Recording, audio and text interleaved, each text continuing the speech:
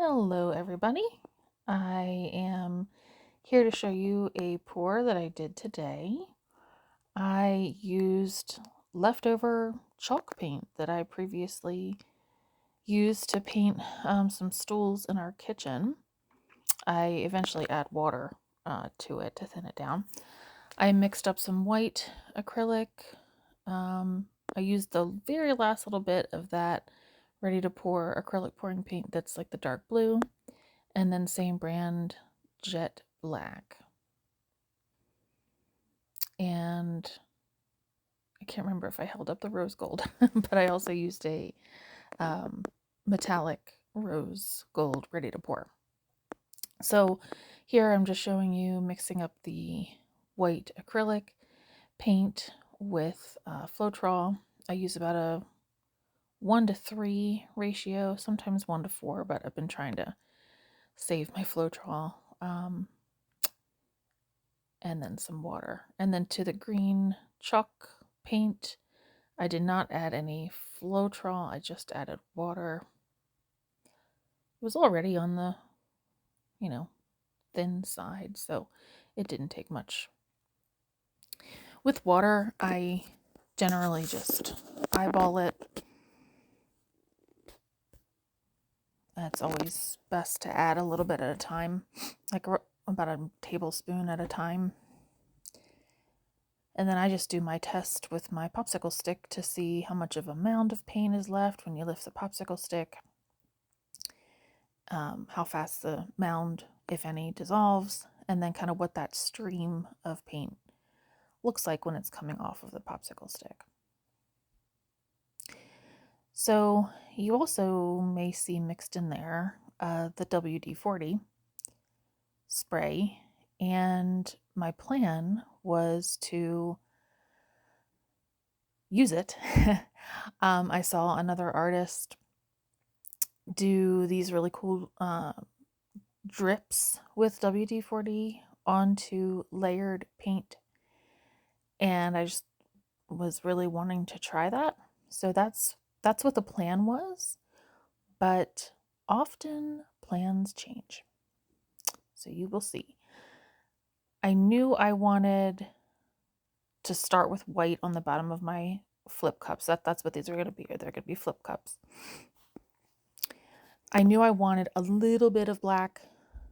I actually ended up putting not just the tiniest bit of black, so actually that's my only black that I used. Did you see that bug fly by? And then I poured the rose gold, and then more white.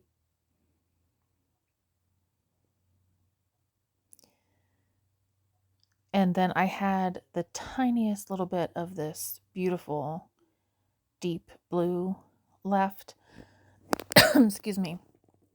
And I knew I wanted it in the painting if I could.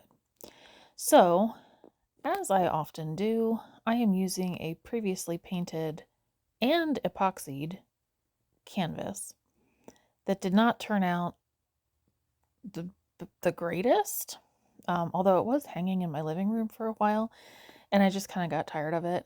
So, because I wasn't in love with it. So what I did was I sanded it down using an 80 grit sanding block, cleaned it off really good with alcohol, and then spray painted it. This is just whatever spray paint I had that wasn't clear. Luckily, I had some gray left. You can also see a little bit in the middle. There's a little lump, and that's from the wooden piece that's in the middle of the canvas. This is a 16 by 20 inch canvas. So I wasn't 100% sure how this would turn out. So over to the left, you'll see I am filling up my flip cups. I did not add any more black. Like I said, I just kept going with the white, the green, and the rose gold. And I got all the blue out that I possibly could.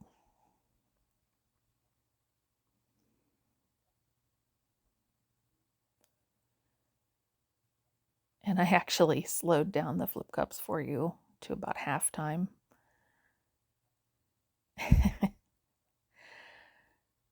And I grab a push pin and I stick a hole in the top of each of the cups just to let them flow on their own.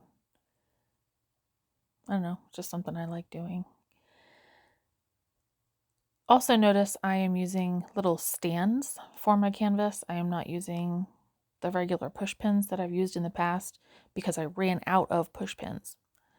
And I wanted to try these stands. I've seen them on YouTube and thought that they were cool. However, I have found that I really prefer the push pins because then if you need to move the canvas from your pouring station to a drying station, the push pins are literally attached to the canvas, and it's a lot easier to transport the canvas. With these stands, you want to make sure they're on the wood and not on the actual canvas itself, creating like a bump in the canvas. And a lot of my shelves are up high, and then I'm having to reach and place these stands. So if you have any tips for me, I'm all ears. I'm all eyes because I'll read your comments. I'll use them. They're just not my favorite. I guess I could nail them temporarily, but that's a lot of work. So again, my plan was to, make a good mix of paints and then try these WD-40 drips to make some cool patterns and cells. But the metallic paints make cells on their own. And then just I think the interaction of the different paint brands and whatever I was using, tons of cells were developing on their own. So I end up abandoning ship with the WD-40 in this pour. I did a second pour today that I'll have a different video for later, and you will see what happened with that. I will leave it there for now. So just letting the rest of the paint drip out of the cups. You'll notice that when I lifted the flip cups, I kind of like to drag the cup through the puddle just to make extra swirls.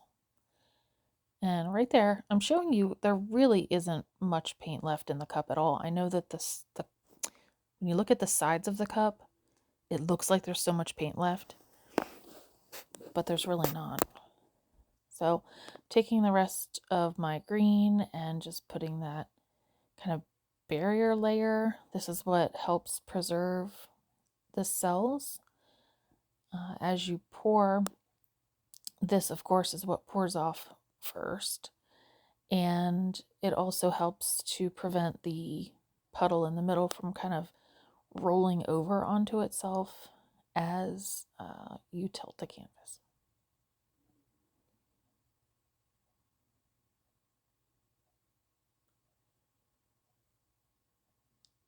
This was mostly an experiment for me. Again, I'm using a repurposed canvas, repurposed house paint that oh, there's a weather alert. Sorry about that.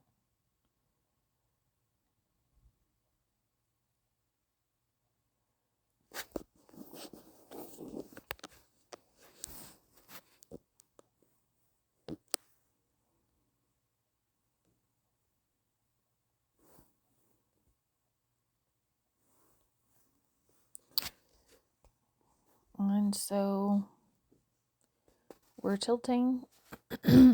Because I did 2 flip cups, and I kind of have a little bump in the middle just from, again, this being an older canvas, and that wooden beam is in the middle.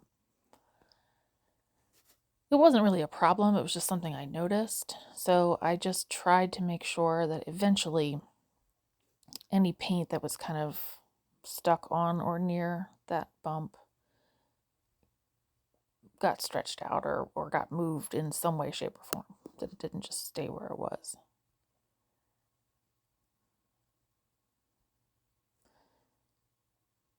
So I always just pick the corner that I like the least. And actually, no, I take that back. I stretch the paint almost to each of the corners first. So pick any corner, stretch it to that corner, try not to let it run off, go back to the middle, pick a second corner, but not all the way, back to the middle, third corner, middle, fourth corner, middle. Then I pick the corner that I like the least and tilt that off. I also try to pay attention to the parts I would prefer to keep, but you really can't get attached to anything in a fluid art project because, as we all know, things move.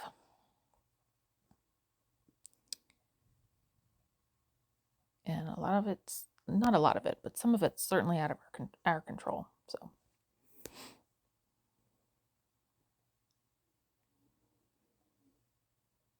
I apologize for the camera angle. I have not yet purchased a proper camera stand. I would love for it to go directly above the canvas, but I am just an amateur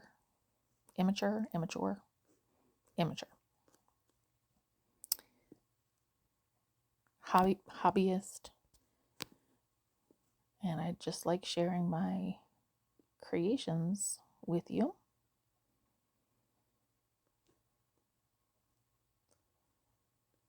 You'll notice a lot of paint's running off.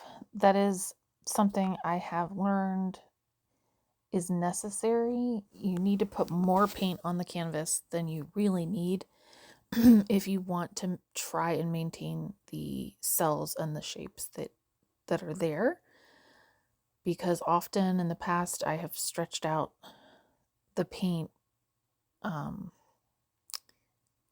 just to get the canvas covered, and then I end up losing some of those really cool patterns and cells that had been created just because I was trying not to waste paint. So most of the time I will, after I'm done, I will scrape up the paint into a cup and use it on my next pour as a base color or whatever. I a couple of times have even taken the runoff paint and just poured it directly onto another canvas, and I've gotten some really cool paintings that way. You don't scrape it, you just literally dump it from where it is onto a new canvas.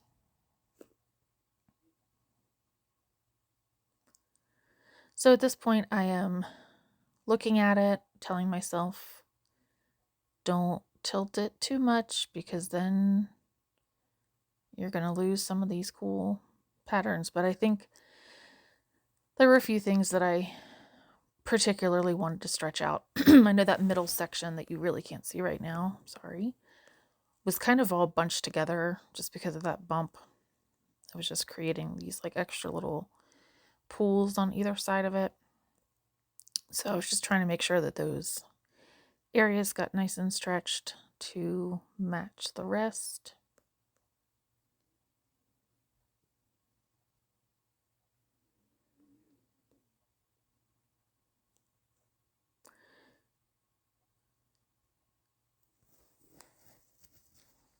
Notice I'm wearing gloves. I actually found some gloves that I didn't realize I had in one of my drawers.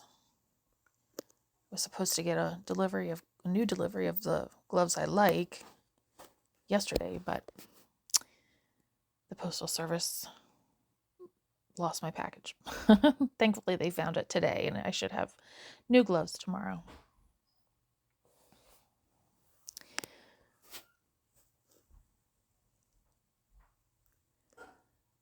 So I'm just dabbing paint that fell near the bare spots.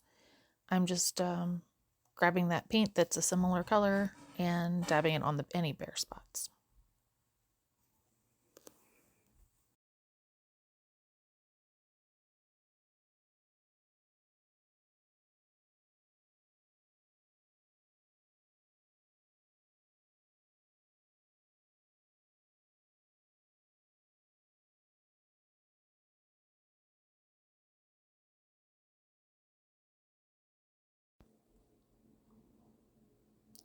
All right, and now I'm just taking a popsicle stick and running it around the bottom of the canvas to scrape off any drips of paint, and removing my gloves. My torch died last night, and thankfully I have a heat gun, which I really haven't used on paint in the past, but it works really well. You just got to keep it moving, and it definitely worked to pop the bubbles. And of course, when you pop bubbles and there are multiple colors of paint in that area, you're going to get new cells. So I definitely didn't want to overdo it, but I knew I wanted to go over the entire painting at least once quickly to get the bubbles.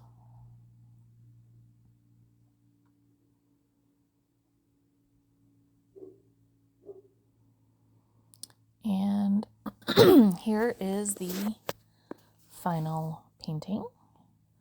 Take you in for a close-up. This is a color scheme that I hadn't done before, and I love it. The white mixed with the black and made this gorgeous gray. And to me, this looks very natural. Like this could be a stone of some sort. I love that there's little micro cells, but also larger ones. There's swirls, there's ribbons. And then that rose gold is a metallic. So I know you can't see it very well, but it's got a little shine to it. And I just love it. I love that there's no oil in it, so I don't have to worry about that when I'm cleaning it. I did also want to show you that when I go to dry these, I cover my paintings with a food net. I got these on Amazon. It was a pack of 4. They're retractable, so when you're not using them, you can store them pretty compactly. But you just want to make sure that the net is not touching the canvas at all. I have definitely done that by accident before. It's not the end of the world. If it's a wet painting, you can just kind of dab it with your finger and no one will know. This will keep out the majority of bugs and hair and dust and all that good stuff. All right, thank you all for watching. I'll see you next time. Bye-bye.